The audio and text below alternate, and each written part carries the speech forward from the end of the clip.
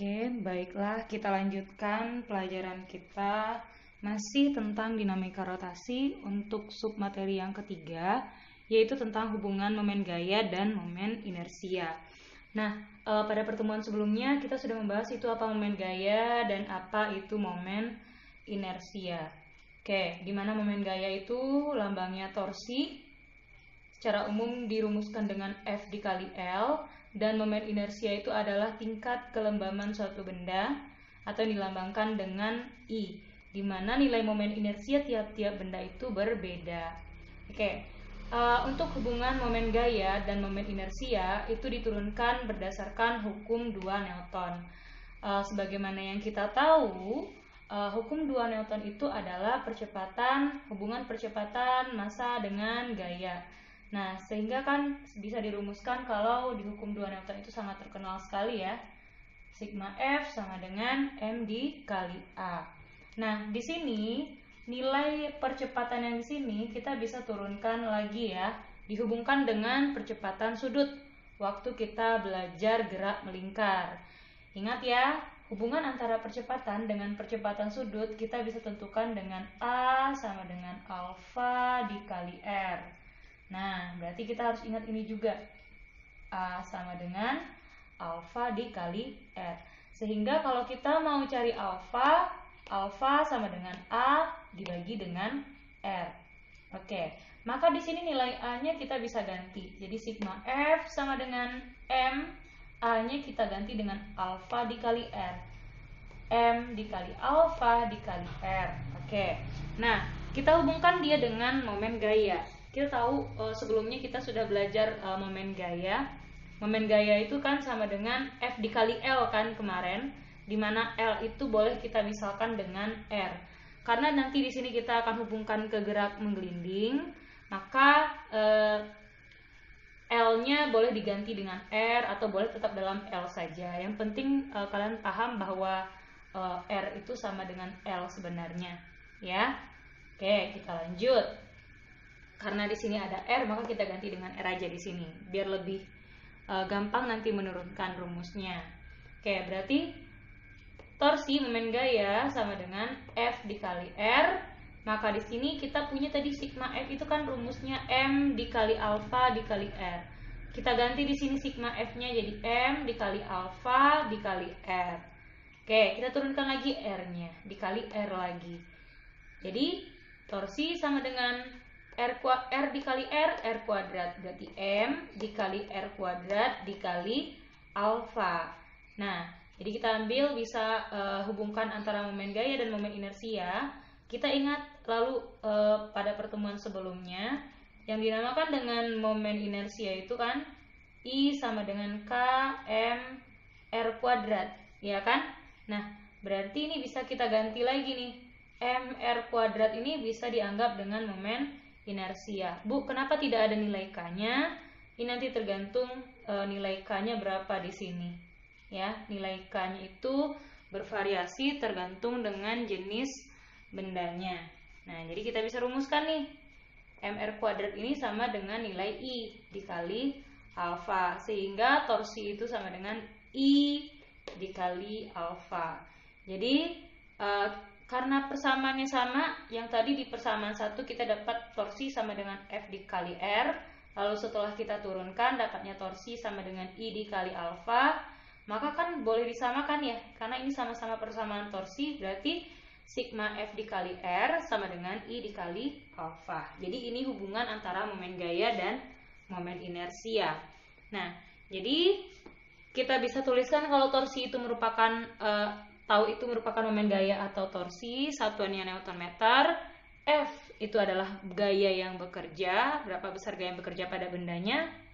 Ini masih syaratnya yang harus tegak lurus dulu dengan lengan gayanya. Lalu R itu adalah jarak gaya ke poros, satuannya meter.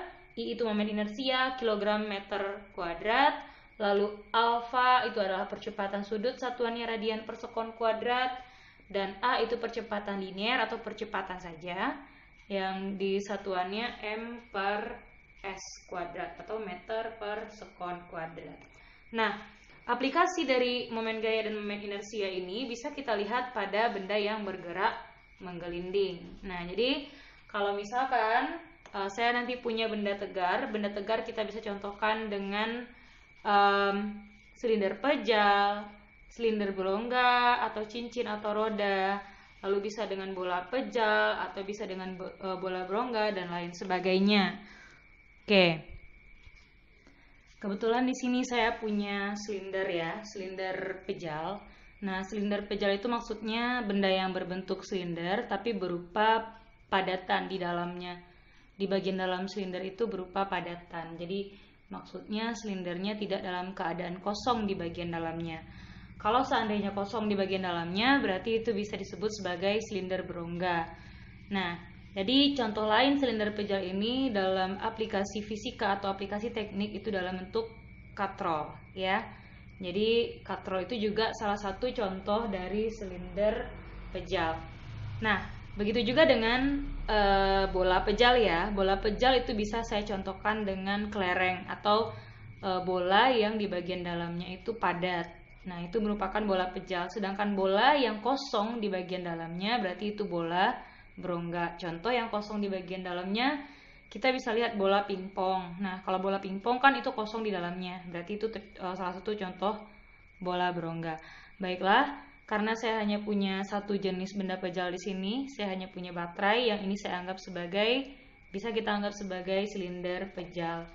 Nah, coba diperhatikan, kalau silinder pejal ini kita beri gaya, maka dia akan menggelinding ya. Maka dia akan menggelinding. Jadi saya ulang lagi, kalau kita punya silinder pejal lalu diberikan gaya, maka silinder ini atau benda tegar ini akan menggelinding. Dia bergerak menggelinding artinya apa? Dia berpindah, dia bertranslasi, berpindah lurus, bergerak lurus, sambil dia berputar. Nah, berputar pada sumbunya atau berotasi. Artinya, kalau benda itu dia melakukan gerak menggelinding, berarti ada dua jenis gerakan yang dia lakukan. Ada bertranslasi, dia berpindah, lalu berotasi. Jadi berotasi itu maksudnya dia berputar pada porosnya. Kalau dia menggelinding, kita perhatikan, dia juga berpindah, bergerak lurus, tapi sambil berotasi. Nah, itu yang dinamakan dengan gerak menggelinding. Nah, baiklah, kita akan lihat aplikasi gerak menggelinding. Aplikasi hubungan momen gaya dan momen inersia pada benda yang bergerak menggelinding. Jadi yang pertama, aplikasi dinamika rotasi, itu yang pertama kita lihat pada benda bergerak menggelinding, benda menggelinding pada bidang datar. Nah, di sini bidang datarnya adalah bidang datar yang kasar ya. Jadi pada bidang datar kasar. Maka kalau bidangnya bidang kasar, artinya nanti ada terjadi gaya gesek gitu ya. Terjadi gaya gesek. Oke, maka untuk menurunkan persamaannya, kita harus uraikan dulu gayanya. Nah, tadi kan saya sudah contohkan ya, kalau bendanya menggelinding, misalkan anggaplah yang ini saya gambarkan silinder pejalnya, maka silinder pejal ini saya berikan gaya, dia bergerak menggelinding, maka dia akan berotasi. Jadi di sini saya gambarkan. Jadi dia berotasi seperti ini. Dia melakukan gerak rotasi dan juga melakukan gerak translasi. Jadi di sini dia melakukan rotasinya. Dia berotasi dan juga dia bertranslasi. Oke. Nah, saat dia melakukan gerak rotasi, maka dia mempunyai percepatan sudut. Nah, berarti percepatan sudutnya sebesar alfa, sedangkan saat dia bertranslasi berarti dia memiliki percepatan linear atau A. Nah, kalau kita uraikan gayanya, pada saat kita memberikan gaya pada benda tersebut, maka terjadi gaya ke kanan tadi kan?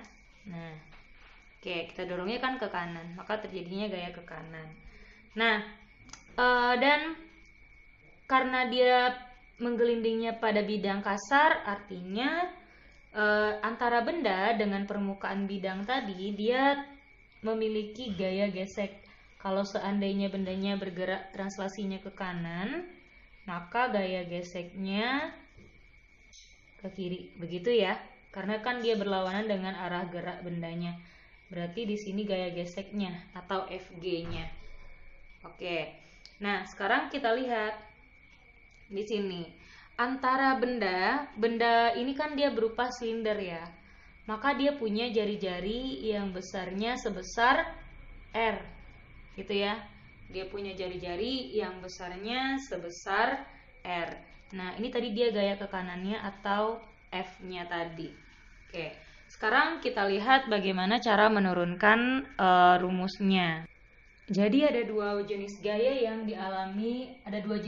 yang dialami oleh benda. Yang pertama itu dia bergerak rotasi juga, lalu yang kedua dia bergerak translasi. Nah, karena dia bergerak rotasi di sini, yang menyebabkan benda ini berotasi adalah momen gaya ya. Jadi kita turunkan dari persamaan momen gayanya. Oke, berarti kita lihat nanti sigma torsinya sama dengan I kali alfa. Kenapa I kali alfa? Karena yang kita gelindingkan adalah benda tegar. Benda tegar itu dia punya momen inersia. Oke. Nah, jadi di sini kita kan bisa turunkan. Torsi itu kan tadi kita bisa rumuskan dengan F dikali R ya. Tadi kita punya persamaan kan, torsi itu sama dengan I kali alfa. Lalu torsi itu juga sama dengan F dikali R sama dengan I dikali alfa. Gitu kan tadi. Nah, ingat kita persamaan torsi kita yang kita pelajari pada pertemuan sebelumnya. Yang F yang kita pakai untuk momen gaya itu adalah F yang tegak lurus dengan lengan gayanya. Apa itu lengan gaya? Minggu lalu kita pelajari yang namanya lengan gaya itu adalah jarak gaya ke poros ya. Nah, kalau kita perhatikan pada gambar ini, di sini ada dua buah gaya yang bekerja. Ada gaya F, gaya dorongnya, lalu ada gaya gesek, gaya yang terjadi antara permukaan benda dengan permukaan bidang, ya kan? Nah, jadi gaya yang mana yang kita masukkan ke persamaan momen gaya? Kita cek dulu gayanya. Antara dua gaya ini, mana yang sudah tegak lurus dengan mana yang sudah tegak lurus dengan lengan gayanya?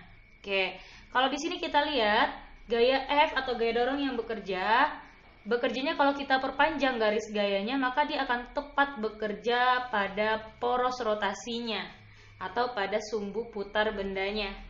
Nah, sedangkan gaya gesek, kalau kita perpanjang garis gayanya, gaya gesek ini mempunyai jarak terhadap porosnya. Jarak gaya gesek terhadap porosnya itulah yang sebesar R tadi. Sedangkan gaya F tepat bekerja di poros. Ingat, kalau gaya yang tepat bekerjanya di poros artinya gaya itu tidak punya lengan gaya kan? Panjang lengan gayanya 0, sehingga menyebabkan torsinya sama dengan 0. Berarti gaya ini tidak menyebabkan bendanya berotasi. Yang menyebabkan benda berotasi adalah gaya gesek ini, karena gaya gesek ini tegak lurus dengan lengan gayanya ya. Jadi lengan gayanya ini nih, lengan gayanya, jarak gaya F gesek ini ke poros rotasinya atau ke sumbu rotasinya. Oke. Nah, makanya di sini kita masukkan rumusnya adalah gaya F yang kita pakai itu adalah gaya gesek. Jadi gaya F ini kan tidak menyebabkan bendanya berputar ya, karena dia tepat bekerja di poros. Maksudnya dia tidak punya torsi. Oke, berarti FG gaya gesek dikali dengan jarak gaya gesek ke poros. Jarak gaya gesek ke poros sejauh R, sejauh jari-jari bendanya kan. Berarti dikali R sama dengan I ini kan KMR kuadrat. Nah, KMR kuadrat alfa kita bisa ganti dengan A per R. Karena kalau kita punya A sama dengan alfa dikali R, berarti kita bisa turunkan lagi nih kalau alfa sama dengan A per R. Makanya di sini alfanya kita ganti dengan A per R, sehingga persamaan ini kita bisa sederhanakan. Di sini R kuadrat dengan R, lalu di kanan dengan R yang di kiri. Nah, jadinya yang tinggal di sini siapa? FG sama dengan K dikali M kali A. Oke, ini persamaan gaya geseknya. Selain benda ini bergerak berotasi, karena dia menggelinding, dia juga melakukan gerak translasi. Nah, kalau bergerak translasi artinya dia bergerak lurus ya. Dia berpindahnya pada garis lurus. pada lintasan yang lurus. Maka kita bisa pakai hukum Newton, hukum 2 Newton. Sigma F sama dengan M dikali A. Oke, sigma F ada 2 gaya yang bekerja di sini. Ada F dengan gaya gesek. Oke, ingat kalau searah dengan percepatan itu positif, kalau berlawanan arah dengan percepatannya itu negatif. Berarti antara F dan gaya gesek yang searah dengan percepatan adalah F ya. Nah, berarti di situ F dikurang gaya gesek sama dengan M dikali A.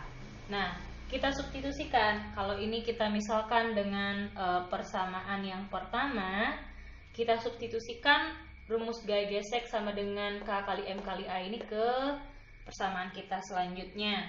Berarti F dikurang gaya gesek K dikali M kali A sama dengan M kali A. Oke.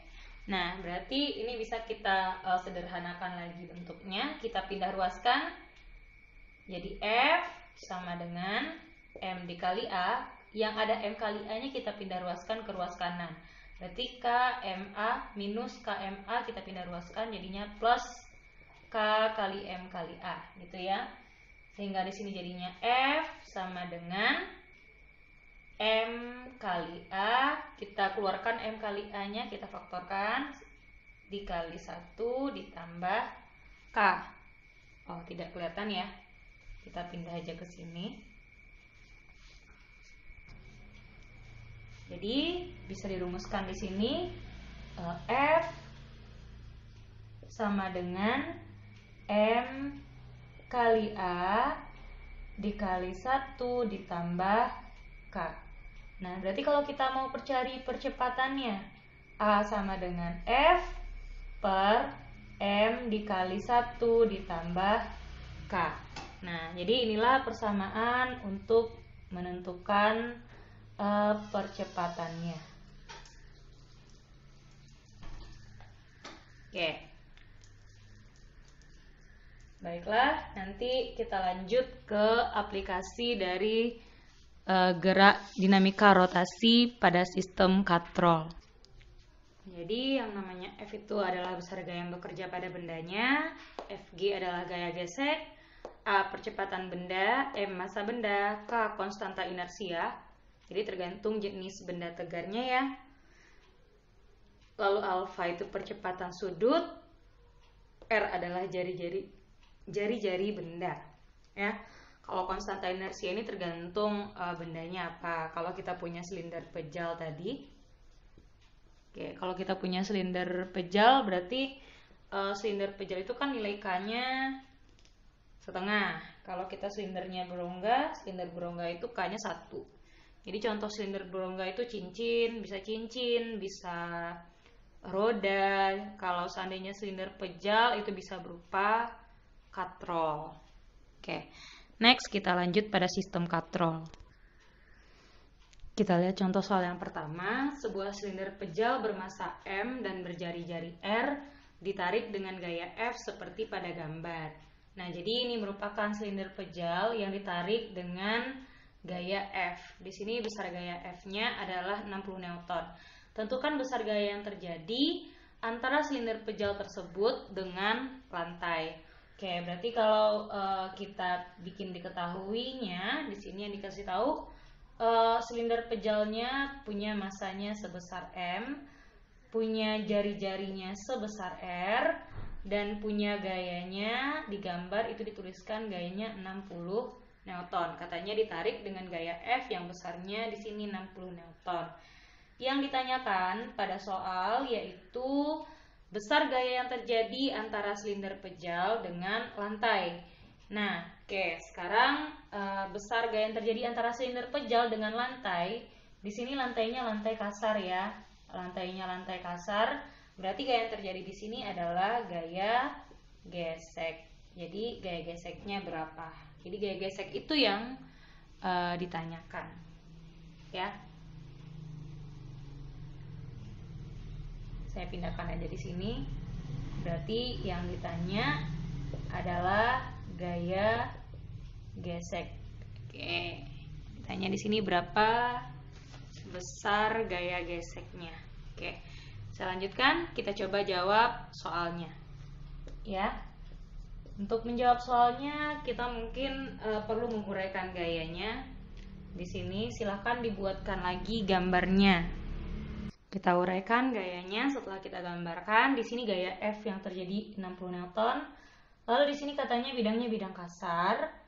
Berarti di sini kita gambarkan gaya geseknya. Ya, gaya geseknya kalau seandainya dia ditariknya dengan arah gaya F seperti ini, otomatis nanti bendanya akan bertranslasinya ke kanan kan dengan percepatan A. Lalu dia berotasi dengan percepatan alfa. Dia kan begini berputarnya. Jadi sambil dia menggelinding gitu ya. Nah, berarti gaya geseknya kalau seandainya dia berpindah ke kanan, maka arah gaya geseknya ke kiri. Jadi sebesar F gesekan. Oke, kita turunkan. Boleh diturunkan persamaannya atau kita bisa pakai persamaan yang tadi. Kita kan dapat rumus F gesek tadi sama dengan K dikali M kali A. Kalian perhatikan turunan rumusnya tadi. Ini persamaan pertama yang kita peroleh tadi. Berarti kita harus cari dulu kan A-nya. Nah, berarti untuk menentukan A ini, kita bisa pakai persamaan di hasil persamaan 2 yang kita dapat. Oke, ini kalau kalian nggak mau mengurutkan rumus, yang penting tadi saya sudah jelaskan turunan rumusnya. Jadi di sini A sama dengan F per M dikali 1 tambah K. Oke, nah berarti di sini kalau kita masukkan F-nya 60 per M-nya tadi sebesar M dikali 1 ditambah K. Nah, karena dia berupa silinder pejal ya, kalau silinder pejal itu K-nya sama dengan, nih saya lingkar, kalau dia berupa silinder pejal, nilai K-nya sama dengan setengah, gitu ya. Jadi kalau silinder pejal itu nilai K-nya setengah, maka kita bisa ganti nilai K yang di sana. Oke, kita ganti nilai K-nya di sini setengah. Ya, berarti ini kita bisa rumuskan 60 per M 1 ditambah setengah kan 3 per 2. Itu A-nya. Oke. Kalau nggak kelihatan, saya sambung nanti jawabannya. Ini saya cari aja di sini. Semoga kelihatan ya. Di sini A sama dengan 60 per M dikali 3 per 2. Gitu kan? Nah, berarti di sini A-nya jadinya 60. A-nya 2 per 3 per M gitu kan, ini pindahkan ke atas. Berarti jadinya ini bisa kita coret ya, 60 dengan 3-nya tinggal di sini 20. Berarti dapatnya A sama dengan 40 per M meter per sekon kuadrat. Itu baru dapat A-nya. Baru kita cari nilai F geseknya. Oke, jadi baru kita masukkan nih, kita udah dapat nilai A-nya, kita masukkan lagi ke persamaan awalnya boleh. Berarti kita udah dapat tadi nilai K-nya setengah ya. K-nya setengah, M-nya dalam M saja, A-nya kita dapat 40 per M. Oke, berarti ini bisa disederhanakan, 2-nya dengan 40, lalu M dengan M. 2 dengan 40 kan di sini tinggalnya 20 ya.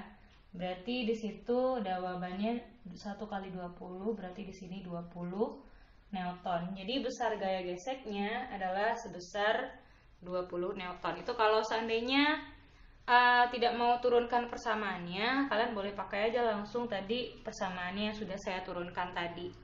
Jadi kan dapat gaya geseknya, gimana cara mencarinya. A-nya turunan rumusnya juga kita bisa dari mana dapatkannya tadi. Oke, kita lanjut ke contoh soal selanjutnya, atau kita masuk dulu ke sistem katrol. Baiklah, untuk aplikasi dinamika rotasi yang kedua yaitu pada sistem katrol. Nah, sistem katrol yang kita pelajari saat ini itu sama dengan sistem katrol yang di kelas 10, cara menguraikan gayanya. Tapi waktu kelas 10 itu kita tidak menganalisis rotasi katrolnya karena masa katrolnya diabaikan. Kalau sekarang itu masa katrolnya diketahui, sehingga kita harus menganalisis bentuk rotasi katrolnya. Jadi pada sistem katrol yang kita pelajari dalam dinamika rotasi ini ada dua jenis gerak, yaitu katrolnya berotasi, sedangkan bendanya M1 dan M2 ini bertranslasi. Nah, kalau kita misalkan di sini, jadi jika M1-nya lebih besar daripada M2, maka akan menyebabkan W1-nya juga lebih besar daripada W2, gitu ya. Jadi M1 ini kalau dia lebih besar daripada M2, M1 ini akan tertarik ke bawah, M2 akan tertarik ke atas, sehingga menyebabkan katrolnya berputar searah jarum jam. Jadi dia punya percepatan sudutnya searah jarum jam gitu, dia berotasi. Sedangkan benda M1 dan M2-nya bergerak naik turun, artinya dia melakukan gerak translasi. Jadi dia punya percepatan translasi. Oke. Nah, lalu apa yang harus kita uraikan? Uraikan gaya yang bekerja pada bendanya. Di sini ada 3 benda. Ada M1, M2 dan ada katrol. Karena katrol masanya dikasih tahu di sini. Berarti pada katrol kita boleh uraikan gayanya dulu. Di sini pada katrolnya karena dihubungkan dengan tali, bekerja pada katrol tegangan tali T1 dan tegangan tali T2 di kedua sisinya. Oke. Ya, karena tali itu dia menarik benda, sifatnya menarik benda, bagian tali yang di sisi kanan menarik katrolnya ke bawah. Kan tali itu sifatnya menarik. Bagian T2 juga menarik katrolnya ke bawah. Artinya T2-nya juga ke bawah di sisi bagian kirinya. Oke. Lalu kita gambarkan lagi gaya yang terjadi pada benda, atau kita uraikan dulu satu-satu. Kita buatkan gerak rotasinya dulu. Jadi untuk gerak rotasinya itu terjadinya pada katrol dengan masa katrolnya sebesar MK. Ya. Nah, berarti karena katrolnya bergerak rotasi, maka di sini terjadi momen gaya ya.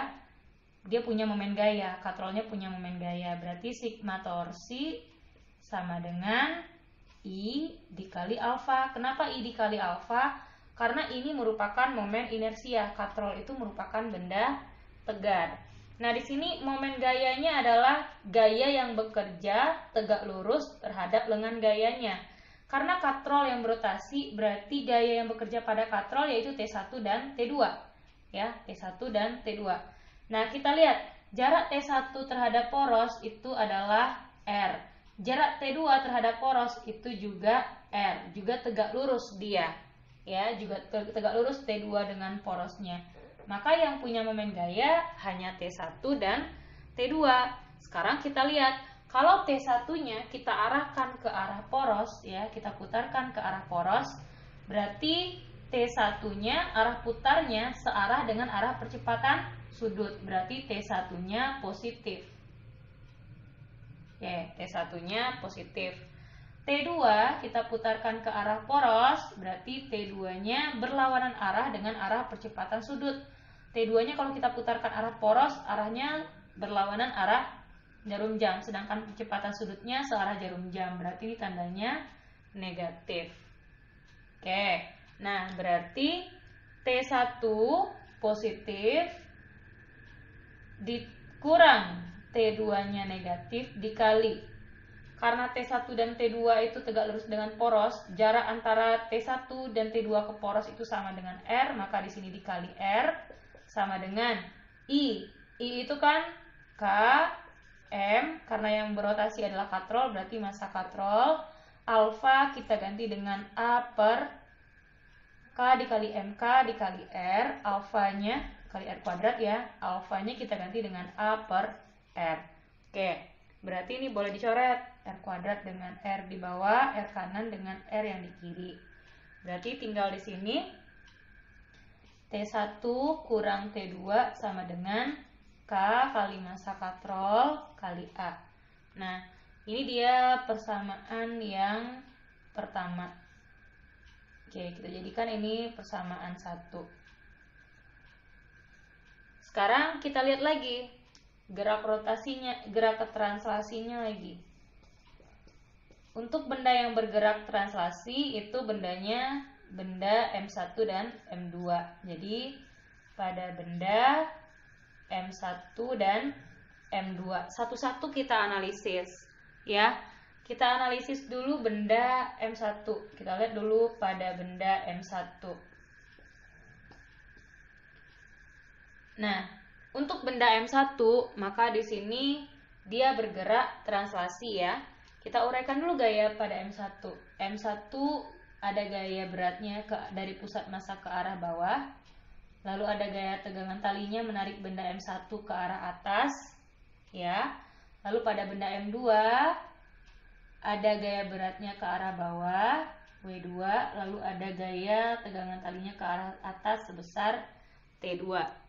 Nah, berarti di sini untuk benda M1 karena dia bergerak translasi maka diturunkan persamaannya menggunakan hukum 2 Newton. F sama dengan M1 kali A.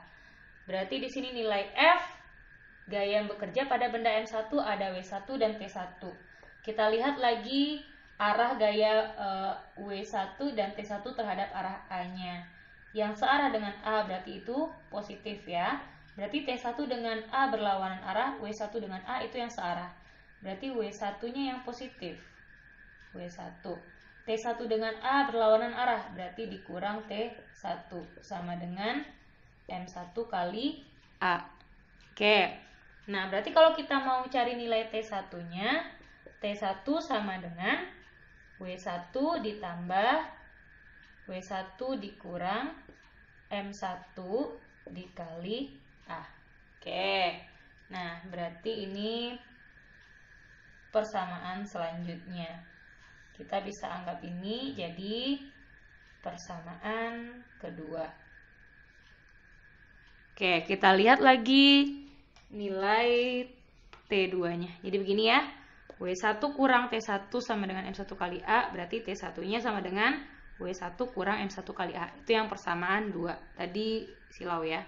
Oke. Sekarang kita lihat untuk mencari T2. Karena di sini T1-nya tidak sama dengan T2. Kalau kita lihat pada benda M2 itu juga bergerak translasi ya. Berarti kita gunakan untuk menurunkan rumusnya hukum 2 Newton. Sigma F sama dengan M2 dikali A. Nah, sekarang kita perhatikan benda M2 saja lagi yang bergerak translasi ya. Berarti gaya yang bekerja pada M2 di sini ada W2 dan T2. Yang searah dengan arah percepatan di sini T2 ya. T2 dengan A itu searah. Berarti T2-nya bernilai positif T2. W2 dengan A itu W2-nya berlawanan arah dengan A. Berarti dikurang W2 sama dengan M2 dikali A. Nah, berarti kalau kita mau mencari T2-nya berarti M2 dikali A ditambah W2. Ditambah W2. Nah, ini yang persamaan ketiga. Ini yang kita jadikan persamaan ketiga. Oke, berarti apa yang kita lakukan lagi? Kita substitusikan. Jadi, substitusi nilai persamaan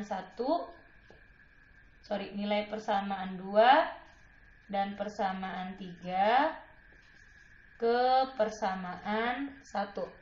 Ya. Kita punya tadi nilai persamaan 1 kan T1 kurang T2. T1 kurang T2 sama dengan K dikali massa katrol kali A. Kan ini persamaan pertama yang kita dapat tadi. Berarti nilai T1-nya kita ganti dengan W1 dikurang M1 kali A. Itu tadi kan dapatnya. Lalu dikurung ya, kurang lagi T2. Nah, T2 tadi caranya ini yang kita dapat ya. T2-nya M2 dikali A, M2 kali A tambah W2. Ini kita geser biar dia sejajar, tanda sama dengannya. Oke, ini dikurung dulu karena terpisah. K dikali MK kali A. Oke, berarti di sini W1 dikurang M1 kali A, tanda kurangnya kalikan ke dalam, dikurang M2 kali A kurang W2 sama dengan K kali massa katrol kali A. Oke, kita pindah ruaskan dia. Ya, kita pindah ruaskan dia. Berarti di sini tinggal W1 dikurang W2. W1 kurang W2. Karena yang ada M kali A-nya kita pindahkan ke ruas kiri. Ya. Nah, berarti ini K dikali massa katrol kali A. Kita pindah ruaskan. Berarti M1 kali A ditambah ya. Ditambah lagi M2 kali A. Terlihatkah? Oke ya. Nah, berarti ini bisa kita faktorkan ya. Berarti W1 kurang W2 sama dengan K dikali massa katrol. A-nya kita bisa keluarkan. K dikali massa katrol ditambah M1 ditambah M2. Oke, jadi ini kan ada A nih, suku A-nya. Jadi A-nya kita keluarkan. Berarti bisa diubah dalam bentuk yang seperti ini. Kalau kita seandainya mau cari A-nya, berarti kita cari lagi A-nya ya. Kita pindah ke atas ini untuk mencari nilai A. Berarti untuk mencari nilai A-nya di sini kita geser dulu sedikit ke bawah. Berarti untuk nilai A-nya yang mana bagi yang mana? W1 kurang W2 ya, dibagi. Jadi W1 kurang W2. W1 kurang W2 dibagi. Oke, dibagi nilai K kali massa katrol ditambah M1 tambah M2 ya. Jadi kan dia mau cari A nih, berarti W1 kurang W2 per K dikali MK tambah 1 tambah M2. Itu untuk mencari nilai A-nya.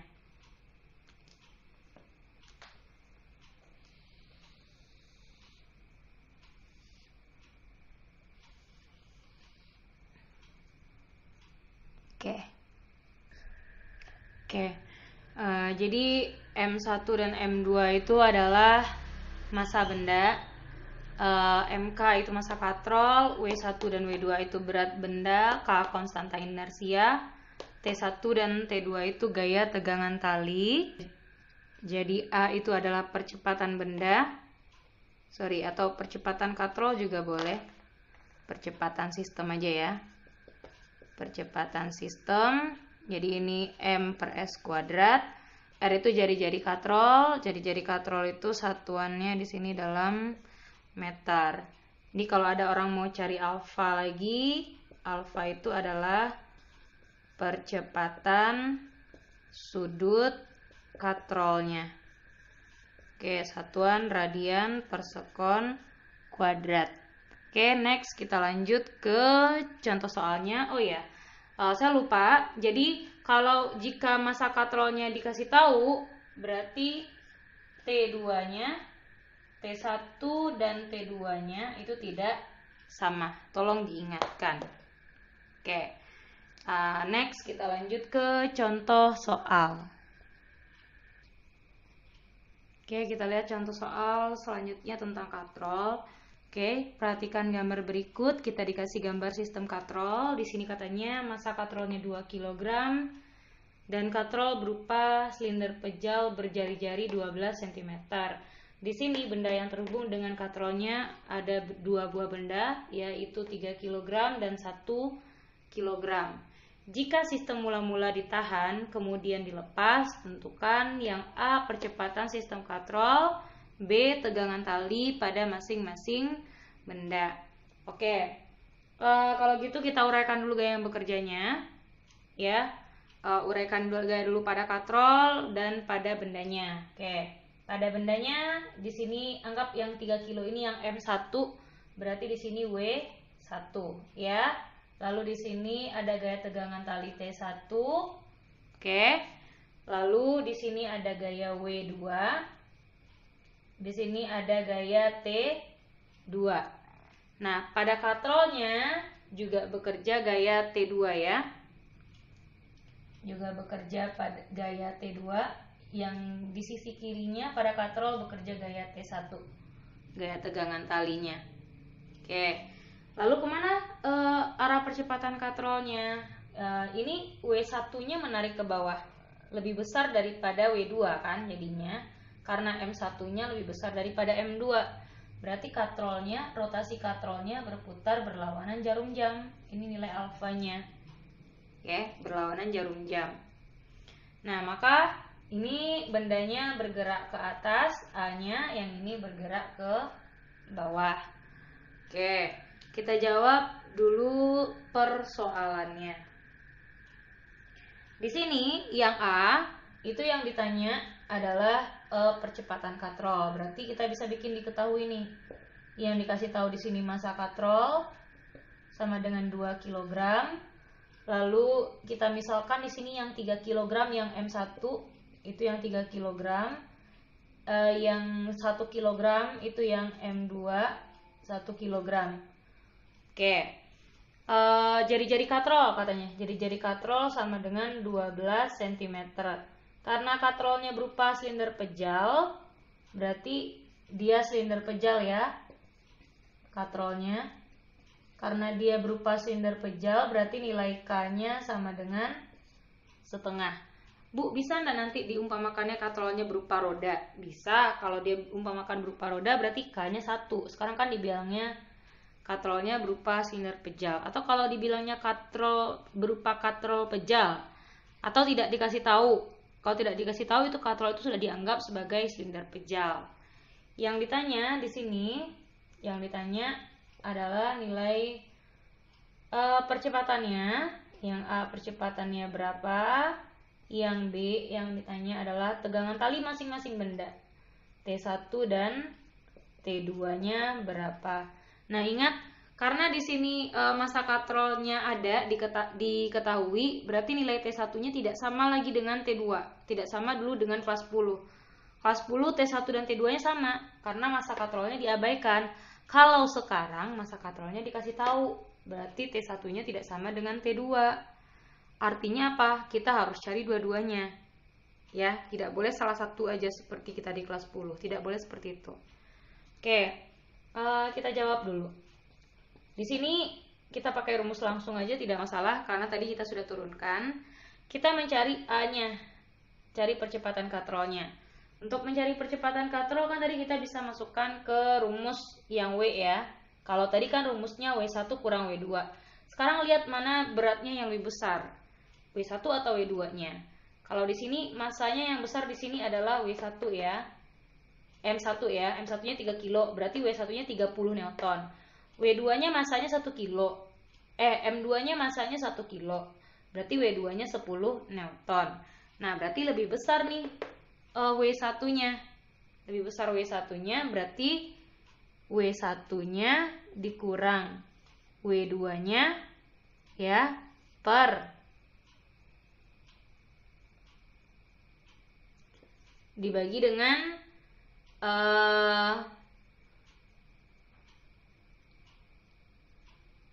M katrol, K dikali massa katrol, ditambah M1 ditambah M2 gitu ya. Oke. Nah, berarti di sini bisa kita tentukan nih W1-nya 30 Newton. Ya kan? Dari mana datangnya 30 Newton?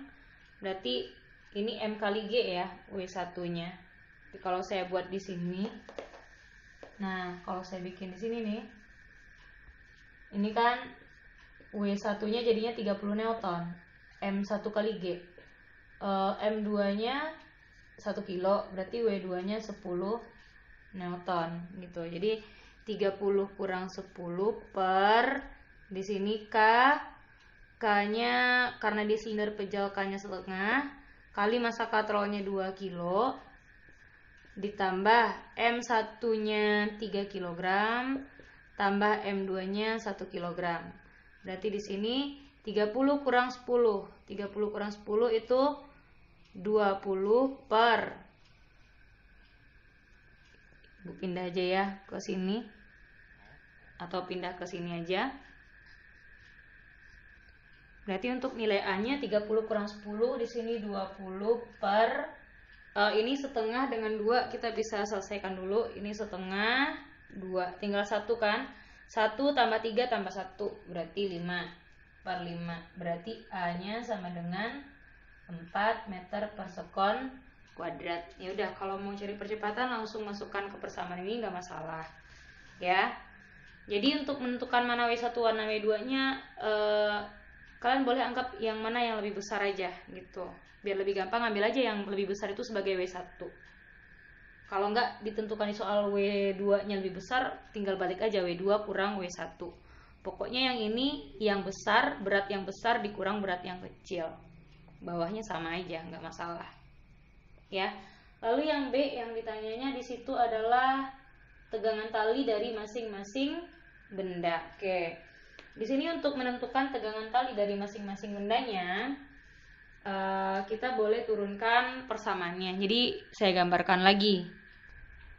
Oke, berarti kan kita uraikan dulu kan tadi gayanya. Kita mau cari tegangan tali. Berarti kita uraikan dulu pada katrol nih. Pada katrol karena ini W1-nya tadi ya. W1 berarti di sini kan tadi T1. Yang 1 kilo ini W-nya W2. Ya, W-nya W2.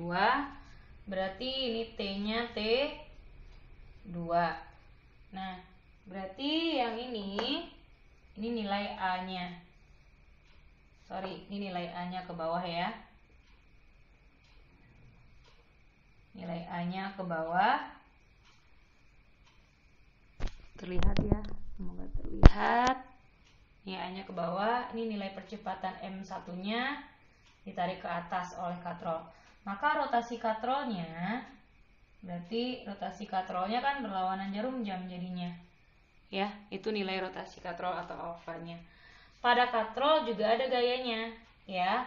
Pada katrol kita gambarkan lagi ada gaya tegangan talinya, karena katrol terhubung dengan tali kan. Di sisi kanan itu yang bekerja gaya T2 ke bawah. Karena katrol di sisi kanan ini menarik, tegangan tali di sisi kanan ini menarik karena kan tegangan tali itu menarik benda. Nah, pada bagian sisi kirinya juga terhubung dengan tali yang menarik katrolnya ke bawah sebesar T1. Oke. Nah, T1 dan T2 ini dia punya jarak terhadap poros rotasinya sejauh R. T1 ke porosnya udah tegak lurus dengan R, sudah tegak lurus dengan lengan gayanya.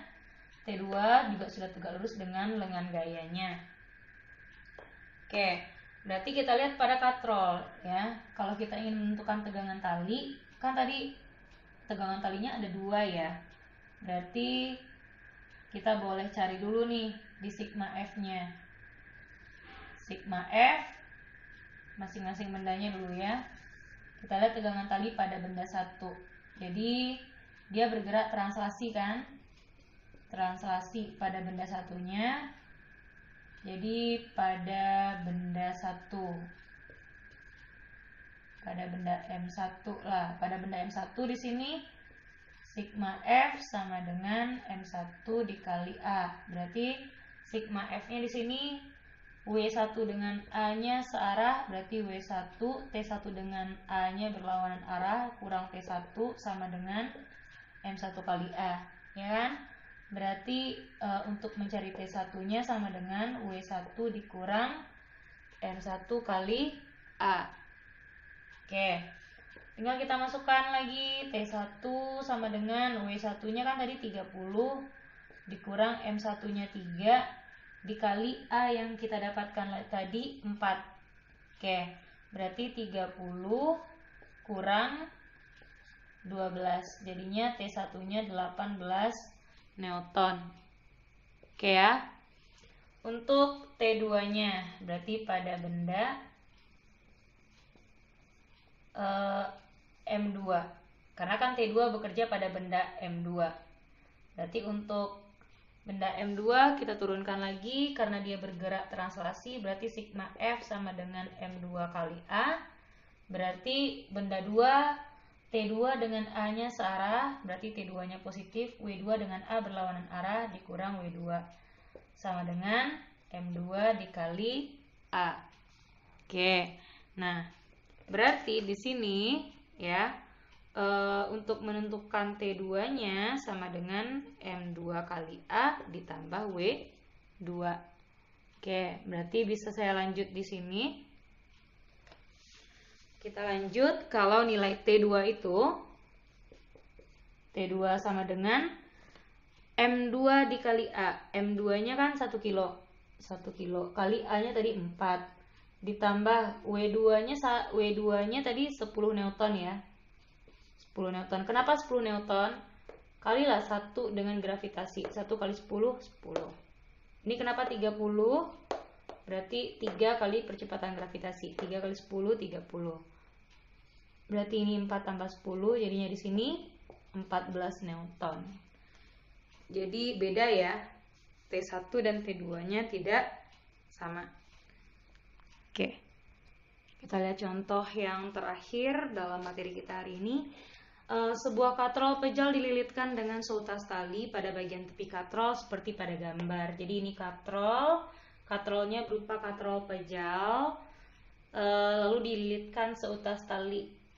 Nah, ujung talinya ditarik dengan gaya yang sebesar F, besarnya 12 Newton. Jadi F-nya besarnya 12 Newton. Jika massa katrol 5 kg dan jari-jarinya 10 cm, tentukan percepatan sudut katrol. Berarti kita langsung buat aja. Jika yang dikasih tahu gayanya sama dengan 12 Newton, lalu massa katrolnya adalah 5 kg dan jari-jari katrolnya adalah 10 cm.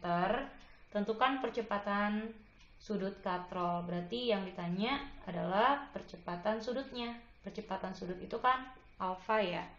Nah Bu, apa bedanya dengan yang tadi? Yang tadi itu katrolnya bermassa. Yang sekarang tidak ada massanya ya. Tidak ada massanya, hanya seutas tali saja yang ditarik. Oke. Nah berarti kalau seperti ini berarti langkah kita lihat dulu kemana arah rotasi katrolnya. Kalau katrol diikatkan dengan seutas tali, di bagian sisi kanan katrolnya ditarik dengan gaya F-nya ke arah bawah sebesar 12 Newton, berarti mengakibatkan nanti katrolnya berotasi ya. Katrolnya berotasi dengan percepatan sudutnya sebesar alfa. Dengan percepatan sudutnya sebesar alfa. Oke, karena dia berotasi berarti dia punya percepatan sudut sebesar alfa. Nah, sekarang karena dia berotasi, maka pada katrol itu dia punya momen gaya kan? Berarti sigma torsinya sama dengan I dikali alfa. Kenapa I dikali alfa? Karena katrol itu merupakan benda tegar yang punya momen inersia. Nah, berarti di sini torsi sama dengan sigma F dikali R. Kenapa F dikali R? Kita lihat gaya yang bekerja pada katrol adalah gaya F di sini. Gaya F, jarak gaya F terhadap porosnya sudah tegak lurus kan? Kan sudah membentuk sudut nih. Dengan gaya F ini adalah dari gaya ke poros. Jarak gaya ke porosnya itu yang sebesar jari-jari katrol. Makanya di sini dikali R. Sigma F dikali R sama dengan I dikali alfa. Nah, di sini I-nya kita ganti dengan K dikali M dikali R kuadrat dikali alfa. Bu, kenapa alfanya tidak kita ubah jadi A per R? Karena yang ditanya adalah nilai alfanya, jadi alfanya nggak perlu kita ubah. Oke, sigma F yang bekerja kan di sini gaya 12 Newton, berarti F saja karena hanya satu buah gaya yang bekerja. Berarti kita masukkan dulu di sini ya. Atau di kanan R-nya boleh kita sederhanakan. R kuadrat dengan R boleh kita sederhanakan. Tinggal di sini F-nya 12 Newton. F sama dengan K dikali M kali R kali alfa. Nah, berarti di sini F-nya 12 Newton. K-nya, karena katrolnya berupa katrol pejal, jadi kalau katrol pejal itu nilai K-nya sama dengan setengah. Ya, K-nya sama dengan setengah. Oke, setengah. M-nya tadi massa katrolnya adalah 5 kg. Dikali jari-jarinya 10 cm ubah ke meter, berarti 10 kali 10 pangkat min 2 dikali alfa. Oke. Nah, di sini masih bisa lagi kita sederhanakan. Ini R-nya. Oke, sudah ya. R-nya dalam R saja. Berarti di sini 12 dengan 10-nya kita bisa sederhanakan. 2 dengan 10-nya bisa sederhanakan. Dapat di sini 5. Oke. Berarti ini 12 sama dengan 25 dikali 10 pangkat min 2 dikali alfa.